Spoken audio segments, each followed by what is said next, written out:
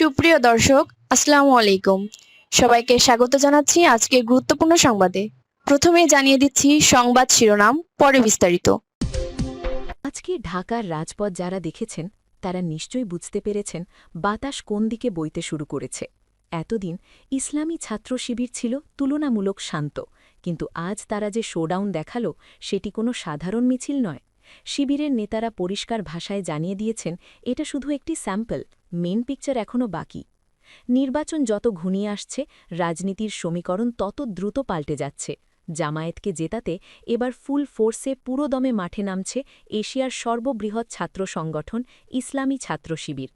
আজকের এই মেগা বিশ্লেষণে আমরা দেখব কেন হঠাৎ এই বিশাল শোডাউন, কাকে বার্তা দেওয়া হলো, আর ছাত্রদল এতদিন যে আত্মতুষ্টিতে ভুগছিল, একটি মিছিল কি তাদের সেই কনফিডেন্স ভেঙে দিল? ঘোষণা এসেছে সামনের টানা ১০ দিন শিবির আর ঘরে বসে থাকবে না। প্রতিটি ওয়ার্ডে, প্রতিটি পাড়ায় তারা সাংগঠনিকভাবে সক্রিয় থাকবে। এটি শুধু ভোটের ক্যাম্পেইন নয়, এটি একটি রাজনৈতিক চ্যালেঞ্জ। যারা জামায়াতের ভদ্রতাকে দুর্বলতা ভেবেছিল, তাদের জন্য আজকের মিছিল ছিল একটি চূড়ান্ত সতর্কবার্তা। সিদ্ধান্ত কেন নেওয়া হলো? কারণ অভিযোগ আছে ছাত্রদল রাজনীতি ছেড়ে কাদা ছোড়াছড়ির রাজনীতিতে নেমেছে। তাদের স্লোগান ও বক্তব্যে রাজনৈতিক শিষ্টাচারের ঘাটতি স্পষ্ট।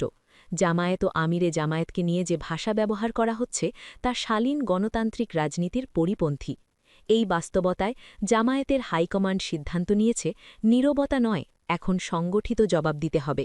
ছাত্রদলকে মোকাবিলায় শিবিরের বিশেষ টিম গঠন করা হয়েছে। স্ট্র্যাটেজি পরিষ্কার, ছাত্রদল যেখানে প্রপাগ্যান্ডা চালাবে, শিবির সেখানে তথ্য ও যুক্তি দিয়ে সত্য তুলে ধরবে।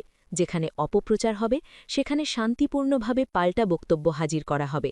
আগামী ১০ দিন ঢাকার রাজপথে দেখা যাবে অব্যবস্থাপনা বনাম শৃঙ্খলার লড়াই। শুধু ঢাকা নয়, সারা বাংলাদেশেই এই রাজনৈতিক দ্বন্দ্বের প্রভাব পড়বে।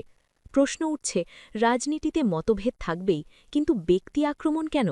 সম্প্রতি রাষ্ট্রপতির দপ্তর সংশ্লিষ্ট একটি প্ল্যাটফর্ম থেকে আমিরে জামায়াতের টুইটার অ্যাকাউন্ট হ্যাক হওয়ার অভিযোগ ওঠে। সেখান থেকে নারী বিদ্বেষী বক্তব্য পোস্ট করা হয়।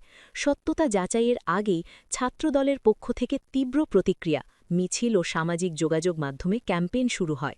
পরবর্তীতে জামায়াত পক্ষ থেকে প্রযুক্তিগতভাবে প্রমাণ দেখিয়ে জানানো হয় এটি একটি হ্যাকিং ঘটনা। কিন্তু প্রশ্ন থেকেই যায়, এই ভুল তথ্যের জন্য কি কেউ দায় স্বীকার করেছে? বরং অভিযোগ আছে এই ঘটনাকে পুঁজি করে উদ্দেশ্য প্রণোদিত প্রপাগ্যান্ডা চালানো হচ্ছে। এই প্রেক্ষাপটে শিবির রাজপথে নেমেছে বলে দাবি তাদের, মিথ্যার মুখোশ উন্মোচন করতে।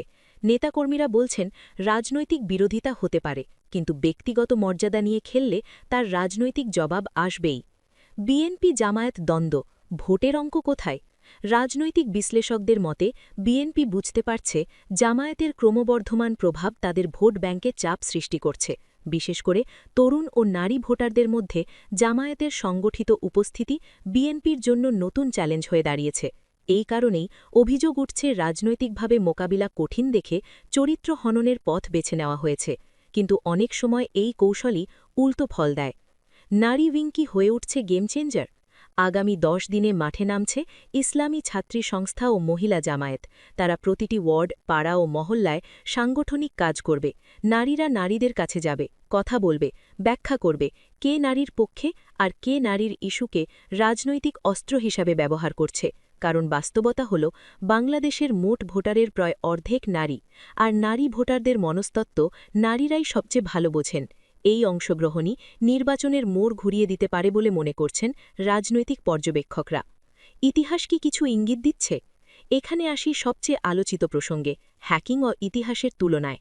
সমর্থকরা মনে করিয়ে দিচ্ছেন ২০০৯ সালে বারাক ওবামার টুইটার অ্যাকাউন্ট হ্যাক হয়েছিল, আর মাত্র ১৫ দিনের মাথায় তিনি শপথ নেন যুক্তরাষ্ট্রে প্রেসিডেন্ট হিসাবে। ২০২০ সালে জো বাইডেনের অ্যাকাউন্ট হ্যাক হয়, কিন্তু সেই বছরই তিনি নির্বাচনে জয়ী হন। বাংলাদেশে জামায়াতে ইসলামের আমিরের টুইটার অ্যাকাউন্ট হ্যাক হয়েছে নির্বাচনের মাত্র ১২ দিন আগে। এটা কি নিছক কাকতালীয়, নাকি রাজনৈতিক সহানুভূতির নতুন ঢেউ? সমর্থকদের যুক্তি, ছোটখাটো নেতাদের টার্গেট করা হয় না, যাকে সবচেয়ে বড় হুমকি মনে করা হয় তাকেই আঘাত করার চেষ্টা চলে। শেষ কথা, আজকের এই স্যাম্পল মিছিল প্রমাণ করে জামায়াত ও তার সহযোগী সংগঠনগুলো নির্বাচনের শেষ ল্যাপে নামার জন্য প্রস্তুত। নোংরামি দিয়ে সাময়িক তালি পাওয়া যায়, কিন্তু ভোট পাওয়া যায় না। এই সত্যটাই আবার সামনে আসছে। ফয়সালা হবে রাজপথের বক্তব্যে এবং ব্যালট বাক্সে। দর্শক, আপনার কি মনে হয় এই রাজনৈতিক সমীকরণ কি সত্যিই বদলে যাচ্ছে? মতামত জানান কমেন্টে। আর এই চ্যানেলে নতুন হয়ে থাকলে সাবস্ক্রাইব করুন, বেল আইকনটি বাজিয়ে রাখুন, কারণ সামনে আসছে আরও বিশ্লেষণ, আরও ভেতরের খবর।